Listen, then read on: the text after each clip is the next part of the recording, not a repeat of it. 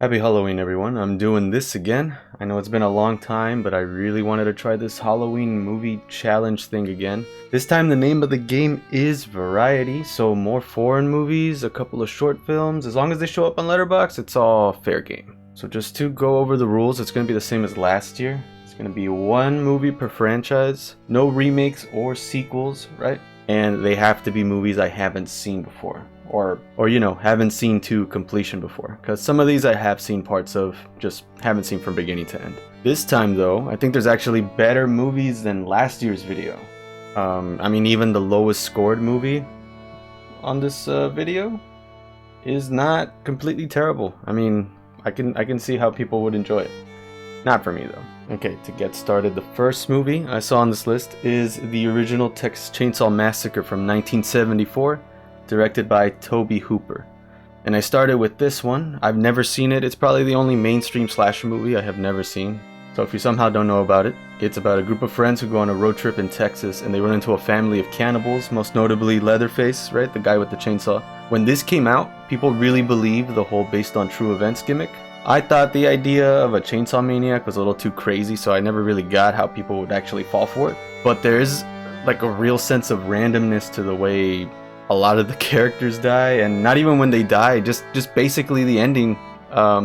If you've ever heard stories of people that have escaped like serial killers and abductions and stuff, it's all pure luck, and it's always like by them running into a stranger that helps them out. So I can honestly see how people did think this was actually based on true events. I really enjoyed it. I actually really did. A surprising amount. I gave that one 4 stars. Okay, the next one came out this year, The Long Walk 2025, directed by Francis Lawrence, the same guy that made the Hunger Games movies. So he went into some familiar territory here. It's based on a Stephen King book.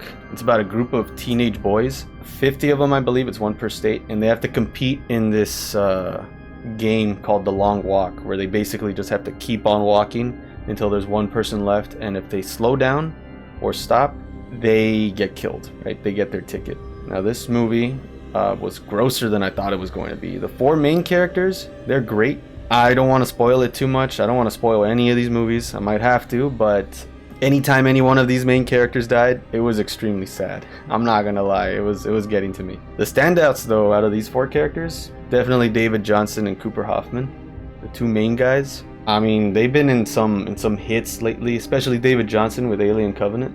So they've been killing it lately. And just going off the fact that the whole premise sounds pretty boring, I don't know how they could have pulled off a movie out of this, but they managed to keep me invested. I did not once get bored watching this movie. Did not love the ending though, I will say that. I gave this one 4 stars. Okay, third movie is the first short film and the first foreign film. It's called Chime from 2024. It's directed by Kiyoshi Kurosawa. It's about a high school home ec teacher. He gets haunted after one of his students, commits suicide in his classroom. Not gonna lie, a little confusing. You really do kind of have to piece together what's going on in the story. I'm never gonna hate a movie for trying to make someone think a little bit harder for it, right? But, that was kind of something that was a little frustrating. I did have to sit on my thoughts here for this movie, just to kind of, figure out how I actually felt about it. I will say, while I was watching it, the atmosphere and the looming dread, they are definitely the best parts of the movie. Like, the deaths are violent, they are sudden, but it's really more like the lead up to a lot of them that, will really make you feel uncomfortable. And the most uncomfortable parts aren't really the kills themselves, it's really just kind of the way they're acting around it. Yeah, pretty creepy, not exactly scary. I did give it 3.5 stars. Next one I saw was The Witch from 2015, directed by Robert Eggers. This is about a religious farming family. They move into the woods, but they move into the woods near a witch's house. Really popular movie. I doubt that nobody here has heard of it. Stars Anya Taylor-Joy, and I remember the first time I tried watching this, the year it came out, I thought it was pretty boring. Like, I couldn't sit through it, and I thought people just thought it was scary because it was gory. Because 10 minutes in, somebody gets turned into pudding, basically. And so I just didn't bother finishing it. But I came back to it this year, and I'm happy to say that I was wrong. There's an over-looming sense of dread throughout the whole movie. And I was surprised to hear that some people, like me at the time, didn't consider it scary. But the whole time when I was watching it, I was just really freaked out the whole time. Like, it's a very, very uncomfortable movie. And the behind the scenes story of how they tried to shoot this with natural light. I mean, they built the sets themselves using the same methods they did at the time and stuff like that. Really interesting. And Anya Taylor-Joy was really, really good in this movie. Yeah, I gave this one 4.5 stars. Okay, next one is Pan's Labyrinth from 2006, directed by Guillermo del Toro. Another foreign movie. Right, this is Mexico and Spain collabing together.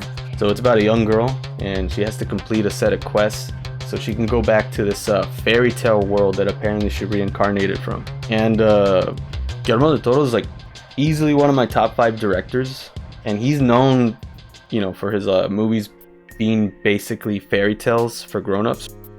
And I love this movie. Okay, I almost gave it a 5. I was not a fan of how we don't really get much of a clear answer. I know that's gonna hit for some people. Some people really do like that. Me, myself though, I think I would have to rewatch it again just to kind of really figure out whether I'd give it a 5 or not. Now this movie, it's not strictly horror, but there's a lot of horror elements, and it is considered a spiritual successor to another movie I have on this list. Also, I mean, fascism is a big theme in this movie, and that's probably the scariest part of it. And there's also that one scene with that pale bald motherfucker with the eyeballs on his hands. Like, ever since I saw the trailer for this movie when I was a little kid, that guy has just been burned into like my brain. Like, he is fucking creepy. And that whole scene, you know, had me really biting my nails. Yeah, really, really good movie. Gave this one 4.5 stars. Okay, now last year I saw the original Dracula movie, right? Starring Bela Lugosi, real popular. I did want to do another vampire one, so logically, the best follow-up would be this movie. Batman vs. Dracula from 2005, directed by Michael Guggen? Really hope I pronounced that right. Batman is basically a character that you can get him to fight anyone, and it would fit, or at the very least, it would be pretty fun, right? He's fought Predator, he's fought aliens, he's crossed over with Marvel a bunch of times, he solved crimes with Scooby-Doo. I mean, it's just, it fits with everything. And Batman vs. Dracula, the title sounds stupid, but it makes sense when you think about their whole creature of the night motif, right? Like, they're essentially the same thing, except one's, you know, definitely evil and the other one's just a dude in a costume. Now this movie, it's definitely held back because, I mean, they're using a Batman from an animated series that's aimed at younger kids. So it's rated PG. They really had to pull their punches. They recolored the blood, cut away from like the big points of violence. I think if it was at least rated PG-13, it definitely would have slapped. But there is a lot to like here, especially as a huge Batman fan. Like, I really, really like the Year One reference when they're in the warehouse, and it looks like it's Batman that's taking out the SWAT team officers, right? But you realize later on that it's not him, it's Dracula taking out the SWAT team guys so he can get to Batman. And I also like how anytime Dracula hypnotized Batman, it was just him basically facing his trauma, because he's scared of bats, and Dracula is a vampire. So I thought it fit. I thought it was really cool. 3.5 stars. Next one I saw was a movie called As Above, So Below from 2014, directed by John Eric Dowdle. And it's a found footage movie. It's about an archaeologist and her team that go under the Paris catacombs because they're looking for the Philosopher's Stone. Now, me personally, I like the treasure hunting and history parts more than the horror stuff. I think it was mostly just jump scares, but there's a lot of cool imagery and a lot of cool concepts that they did. Like, you know, the characters facing like the main regrets of their past and stuff like that. And there's that scene with that car's on fire, like underground. That part was pretty cool. And they actually filmed a lot of the catacomb scenes in the actual catacombs. So that's pretty cool. I think it's the first and only movie to actually do that. The last 2 big moments in the movie though, without spoiling anything too much, it involves a speed run. And it reminded me of playing Resident Evil and knowing where to go, right? It gets less scary. And basically, they solved the main issue in that scene with the power of friendship. I'm not gonna lie, sometimes it does work. Here, it just felt pretty dumb. And we got hit with those scenes back to back. And honestly, as much as I was not a fan of this movie, I could easily see this being a franchise. It could have been like a horror Indiana Jones, and I probably would have watched them. Yeah, I gave this one 3 stars. Okay, next one is another movie from this year. The Parenting 2025, directed by Craig Johnson. It's an HBO Max original. It's about a gay couple that unknowingly rents a haunted house so their parents can meet each other. Not too much to say about this one. It had some pretty funny moments. Not gonna lie, there were some parts where I actually did laugh out loud, but other times where they tried a little too hard to be funny and it just did not hit. And I thought the story itself was kind of dumb. Like the main villain, it was, I don't know, didn't really hit for me. Special effects were really bad too. Funniest moment though was definitely the woman in the corner scene. That's the scene I saw online that kind of convinced me to watch this. I didn't want the whole list to just be nothing but doom and gloom, right? I do wanted to add some lighthearted stuff in there. It was not bad, but it wasn't great. I gave this one 3 stars. Next one I saw was one I was actually excited to see for years. I just never really got to watch it. It's called Mad God from 2021. It's directed by Phil Tippett, and he's famous for doing a lot of stop motion work. He's worked on the original Star Wars movies. He's worked on Jurassic Park, a lot of movies from the 80s that use like stop motion and stuff, like Indiana Jones. He's been through a lot of them. He's worked with Spielberg and Lucas, and yeah, this is the first movie he's directed, or I guess it's like the first major movie he's directed. It's been in the works for I don't know how long, like decades. And it's basically about this character called the Assassin, who goes down like different levels of hell, and there's no dialogue the whole time. It's really just something that you kind of got to gather from what you're seeing itself.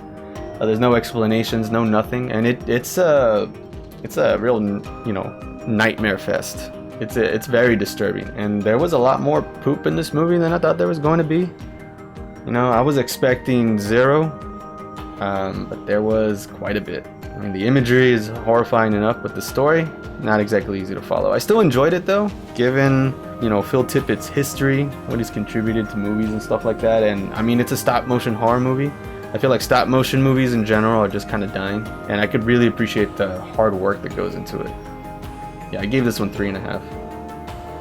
Next movie I saw was a movie called Vampire from 1932. I think this might be the oldest movie on this list. It's directed by Carl Theodor Dreyer, and it's about this student. He's a big fan of the occult and supernatural stuff, and he goes to this village just outside of Paris. It's being haunted by like a vampire and his familiar and stuff like that. The story was nothing special. Sometimes it did get a little confusing to follow, especially after this one scene where he basically just astral projects. I got a little lost there. I did have to rewind and kind of just figure out where I left off. But what I do love about this one is the special effects. Like I said, this is from 1932, so I'll always love old movies and how they do special effects. They had to get real creative because obviously they didn't have computers back then. And the spooky ghost stuff was really cool to watch. It was very creative. I always appreciate that. I gave this one 3 stars. Next one I saw was The Devil's Backbone from 2001, also directed by Guillermo del Toro. This is the predecessor to Pan's Labyrinth, the spiritual predecessor. So not a prequel, not a sequel, definitely counts. So it's about a young boy. He gets left behind in an orphanage right in the late 30s, I believe. So it's just as World War II is starting. And there's this ghost that haunts the orphanage, but it's not the most dangerous thing on there. And I honestly was not expecting this movie to be as brutal as it was, or as sad. Like, the ending is sad. And it begins and ends with this poem about what ghosts are, right? That it's not always like a dead person haunting a place. Sometimes it's like a dream you never achieved, or like, I guess like the scars of people's past, or, you know, like a reminder of like how bad people can be. And in the middle of this orphanage, there's this bomb that went off.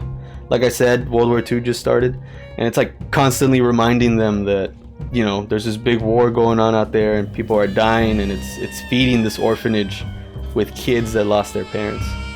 So I really like that. And speaking of ghosts, I've always loved the creature designs in Del Toro's movies, especially the ghosts. There's another one he did called Crimson Peak, and the designs are pretty similar with the ghost boy in this one and the ghosts in that movie.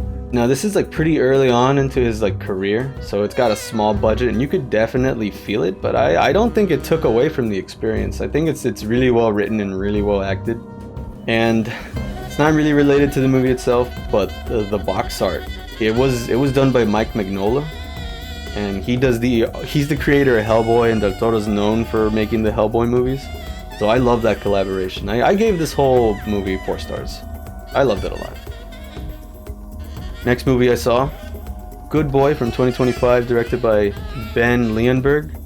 It's about it's told through the POV of a dog, and it's about this dog that's trying to save his master from like an unseen supernatural force. I'm pretty sure it's a metaphor for like a terminal illness. That's what I got when I saw it. And I mean, before this came out in theaters, people were hyping it up, right? It's kind of hard to find creative movies, and it definitely is creative. I just do think it was a little overhyped, you know. It wasn't bad, but for a horror movie, it wasn't exactly scary.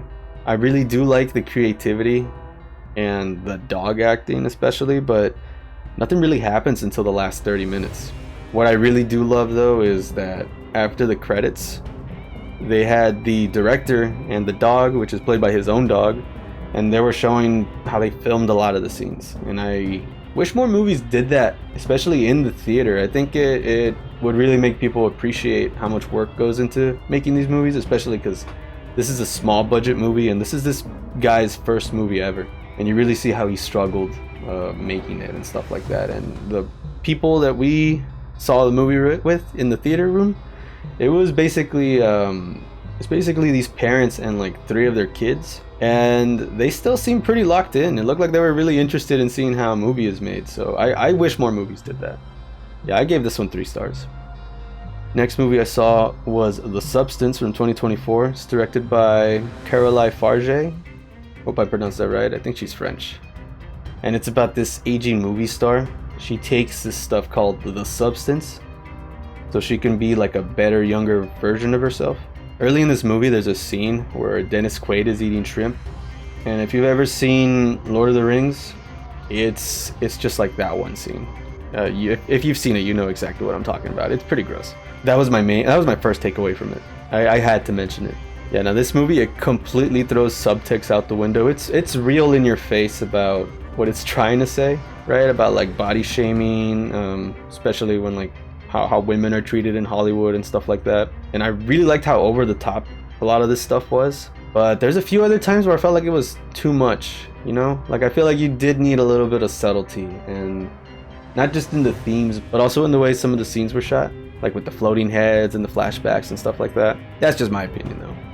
Margaret Qualley, she was really good in this one, but I felt like Demi Moore kind of stole the show, and she doesn't even have as many lines. Like most of the time she's kind of just sulking, but it's really believable. And the gore and the effects, they were the highlight for me, right? It reminded me a lot of the Thing and the Evil Dead. To me, that's always a pretty good compliment, and I think it's a very good comparison, even if John Carpenter doesn't seem to think so.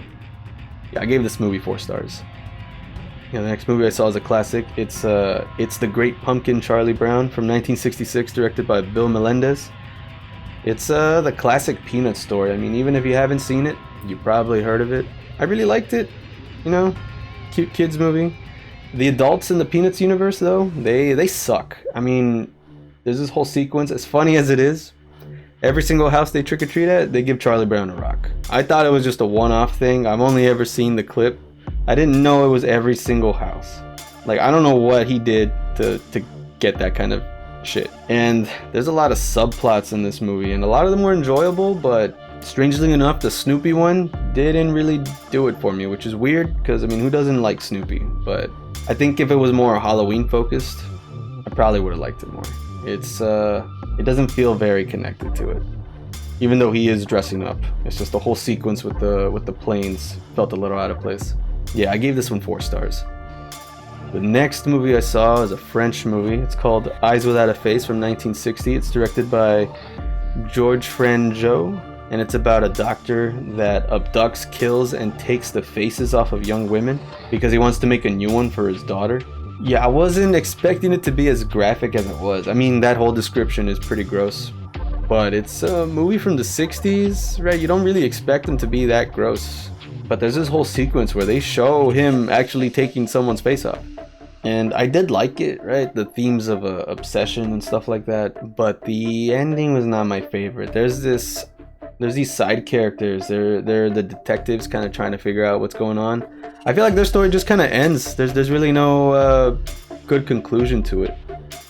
That's basically my biggest complaint to it. Well, that, and there's this song that plays whenever the doctor is like stalking someone. It feels really out of place. It's almost goofy. Like, yeah, I gave this one 3.5 stars. The next movie I saw was Reanimator from 1985, directed by Stuart Gordon. He directed another movie from last year's list, you know, The Beyond or From Beyond. Both of those stories are based on a Lovecraft story.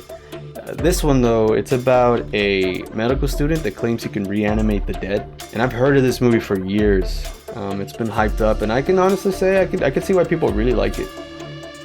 Yeah, the effects were really cool. They were really gross, but I felt like the main characters, especially the main guy, he was real underdeveloped.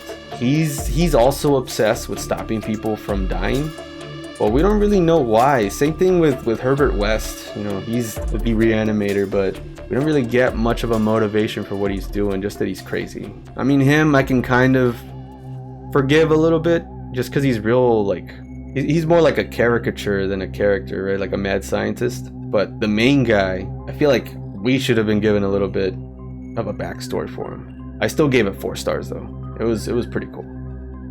Next movie I saw was called Choppin' Mall from 1986. It's directed by Jim Wynorski. It's about a group of friends. They get trapped in a mall overnight, but the mall's patrolled by killer robots. And a lot of the writing, a lot of the dialogue in this movie, it's laughably bad. They've said a couple things here and there where I laughed, and I'm pretty sure I wasn't supposed to. But there's this scene where they're trying to arm up against the robots, and they're trying to get into this locked gun store. Yeah, there's gun stores in the mall, by the way. They're trying to get in, and one of them asks, "Oh, is it locked?"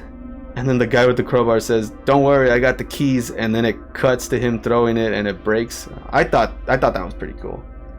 Also, whenever the robots kill someone, they say like, "Thank you, have a nice day," or "Thank you, come again." It's funny every single time. It's a pretty bad movie, but it was a fun bad movie. And I gave it 3.5 stars. Okay, next movie I saw, way less fun. It was called Speak No Evil from 2022. It was directed by Christian Taftrup. Hope I pronounced that right. It's about a Dutch family. They get invited by a Danish family. Yeah, another foreign movie. They get invited to spend the week at their countryside home, but this Danish family, like, they're fucking crazy. Their kid doesn't have a tongue, and the whole time they're making them uncomfortable. And I mean, it's called Speak No Evil for a reason. I don't want to spoil it, but I do want to say it's super messed up. It's really slow in the beginning. Like I said, it's really uncomfortable pretty much the whole movie. The main parents, though, right, the guys that got invited, their whole survival instincts really pissed me off. I don't know why they would stay there. And I know that's the point, because I'm pretty sure this movie's about how some people really just don't want to set boundaries because they don't want to seem impolite or mean, and they just let shit get done to them.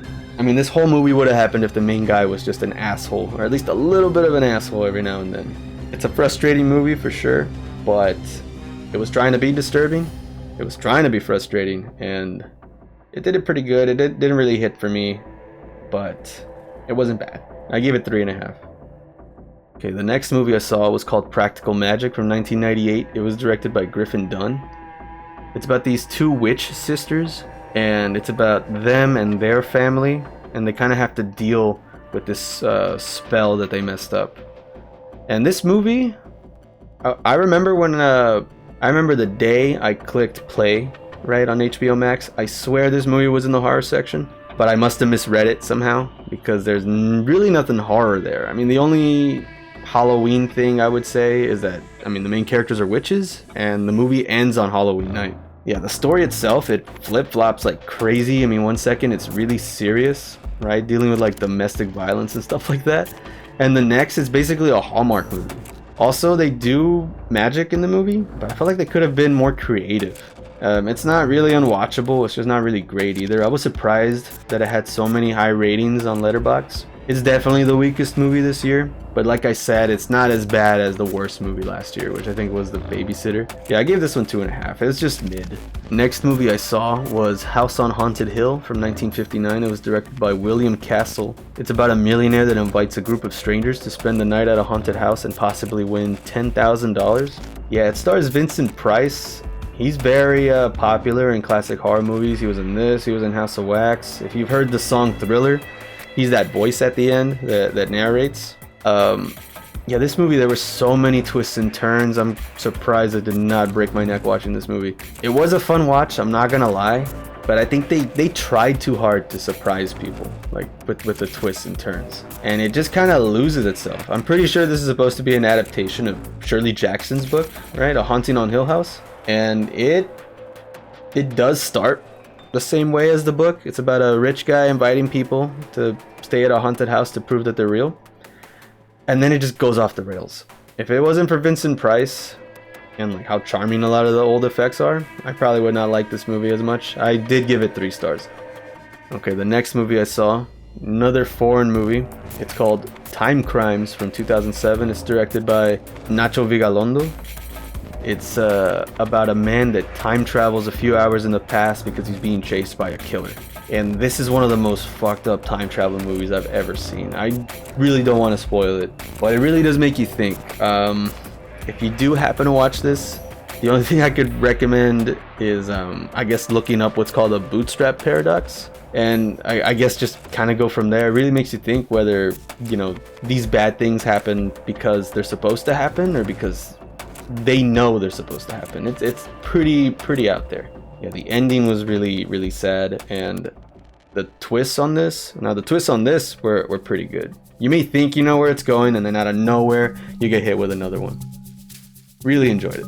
I gave it 4 stars. Next movie I saw is one that I know has a surprising amount of fans. It's called Wishmaster from 1997. It's directed by Robert Kurtzman.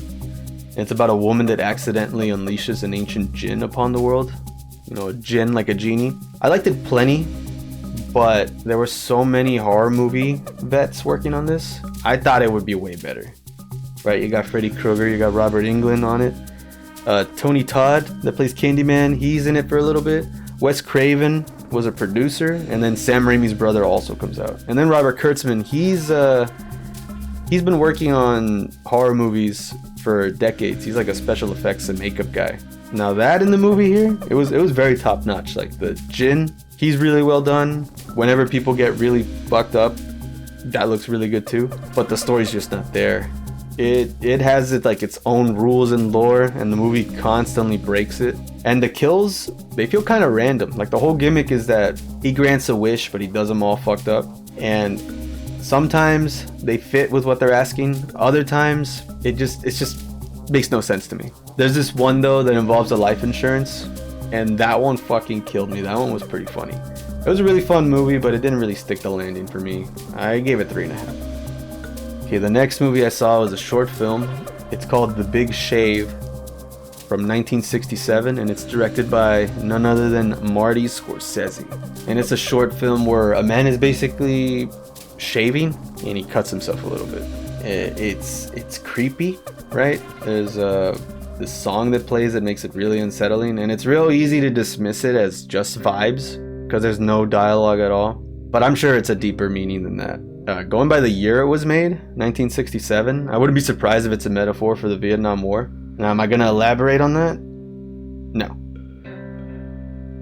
But it does really make me wish that Martin Scorsese would make a straight up horror movie. The closest he's done was Shutter Island. And after that, it was going to be an H.H. Holmes movie, which was in development hell for years, that he's now barely finally making. So, fingers crossed that it leans more into the horror aspect of it. Still really like this one though. I gave it 4 stars. Okay, next movie I saw was called Oculus from 2013, directed by Mike Flanagan. And it's about a brother and sister that are trying to confront a supernatural mirror that ruined their lives as kids. Now, Mike Flanagan, he's made Haunting a Hill House, Bly Manor, Midnight Mass, Doctor Sleep. He's been that guy. Like, he's done a lot of really good horror movies. Even his weakest movies, even like the Ouija board sequel, and I mean this one, I would consider his weakest movies. Even those are still pretty decent. And you can kind of see how this movie was like the stepping stone or the building blocks for Haunting of Hill House. Like, it has very, very similar themes and the way the flashbacks and the time jumps work. Now, the ending in this movie, it felt a little rushed. Almost like he ran out of time, but I think that's why his shows are always top tier, because he's got a lot more room to work with. So, for this movie, I gave it 3.5. Okay, cut to the commercials a little bit. Now, I'm not gonna lie. After Oculus, I was running out of time to watch the 31st movie for this video. I mean, I basically pre-gamed this video. I started in mid-September with Texas Chainsaw Massacre, so I can get some more time, and now I'm playing catch-up. I thought I was going to be all ogre now. And that's why I saw Scared Shrekless from 2010, directed by Gary Truesdell. It's a Shrek short, it's on Letterboxd, it counts, and it's Halloween themed. So it's about Shrek and his friends, and they gotta tell scary stories to each other while they're in Lord Farquaad's abandoned castle that might be haunted. It's pretty funny. I really liked all the references to older horror movies. I mean, you got like The Exorcist, you got Psycho, Attack of the Killer Tomatoes, I believe. I haven't seen it, so I can't really confirm. And Bride of Frankenstein. And I've seen a couple of these shorts. I don't know how canon they are, but this one contradicts another Halloween one that I've already seen. And there really ain't much to say about this one other than it's really just a bunch of references put together, but it's pretty funny. I gave it 4 stars. Okay, after this, I really binged some short movies because, like I said, I was running out of time. Next movie is a short film from England, I believe. It's called Meat Puppet from 2024. It's directed by Eros Vlahos, and it's about a guy that misses his graduation because he gets a cursed puppet. I was surprised to see David Johnson was in this. Right, David Johnson from The Long Walk. He was an alien Romulus. This is pre-alien Romulus. And it is horror themed, but it's also really, really funny. Like, I would love to see this movie be a full-length movie one day. Yeah, I gave it 4 stars. Oh yeah, I'm also just not going to talk about these too much because they're super short, and I really don't want to spoil them. Okay, next one I saw was Portrait of God, 2022, directed by Dylan Clark. It's about a young woman that's practicing a presentation on a painting of God, or something like that. I'm not gonna lie, I was inching away from my screen the more and more clear the picture got. It's pretty scary. I do kind of wish we didn't get a clear view of whatever that thing was at the end. You know, there's a lot of horror in the unknown, I guess. And in the beginning, when it was very obscure, it was definitely scarier. This one I could also see being a movie, and I would watch it, but I would be scared the whole time. Yeah, I gave this one 4.5 stars. Definitely the scariest one out of these. The next one I saw was Pizza Panic Party from 2024. It's directed by Graham Denham. It's about 4 teenage girls that enjoy a pizza night that turns into a nightmare. And I love the Evil Dead 80s vibes in this movie. The practical effects they use were also really fucking cool. And out of all of these, instead of a movie, I really think a mini-series would work. But it was still really fun. I like this one a lot too. 4 stars. Okay, next movie I saw was called Shivers from 1975, directed by David Cronenberg. It's actually his first theatrical release, and it's about these parasites that infest this apartment. And it's turning all the residents into like sex fiends. The whole concept is gross. He's known for being gross, especially like with his body horror. Now, this being his first movie, it's held back mainly by its budget. Like, it's a very good sneak peek into how his future movies were going to look like. But the acting and the special effects, they're just not there. But I honestly can't blame him for that. Now, like I said, the concept itself is pretty nasty, and not in the body horror way. I'm sure the goal was to make us uncomfortable, but I don't know. Maybe it's just not for me. I gave this one 3 stars. Next one I saw was Sinister from 2012, directed by Scott Derrickson. It's about a writer that finds a box of snuff films that hint that his family is in danger from a demon and his ghost children. Now, when I was looking up reviews and stuff about this movie, apparently there's a study done in the UK that was measuring people's heart rates so they could find the scariest movie of all time. And apparently it's this one. Now, it was pretty scary, but there's this one scene where Ethan Hawke is walking around his house and these ghost children are following him around. I kind of checked out there. That part wasn't really scary. It was scary up until then. I also didn't really like how at the ending they kind of had to spoon feed us an explanation for everything. But like I said before that, the snuff films themselves, they were really disturbing.